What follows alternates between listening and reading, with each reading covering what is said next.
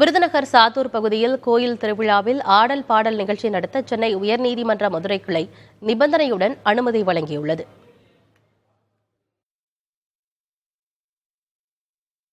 ஆடல் பாடல் நிகழ்ச்சிக்கு அனுமதி கோரி கண்ணன் என்பவர் தொடர்ந்த வழக்கு விசாரணைக்கு வந்தது. அப்போது விதிமுறைகளை கடைபிடிக்காமல் ஆபாசமாகவும் அநாகரிகமாகவும் ஆடல் பாடல் நிகழ்ச்சிகள் நடத்தப்படுவதாக அரசு தரப்பில் எதிர்ப்பு தெரிவிக்கப்பட்டது. ஆனால் ஆடல் பாடல் நிகழ்ச்சிகள் அனைத்து கோயில் திருவிழாக்களிலும் பொதுவானதாகிவிட்டதாக நீதிபதி புகழேந்தி தெரிவித்தார். மேலும் கஜா புயலால் பாதிக்கப்பட்ட போது சில இளைஞர்கள் ஆடல் பாடல் கலைக்குழுவை உருவாக்கி அதன் மூலம் நிதி திரட்டி நீர்நிலை சீரமைப்பு போன்ற பணிகளை மேற்கொண்டதாகவும் கூறினார். அதேபோல ஆடல் பாடலுக்கு அனுமதி கேட்கும் கிராமத்தினரும் இளைஞர்களும் பொறுப்புணர்ந்து பணத்தை ஆக்கப்பூர்வமான செயல்களுக்கு செலவிட வேண்டும் என நீதிபதி அறிவுரை கூறினார்.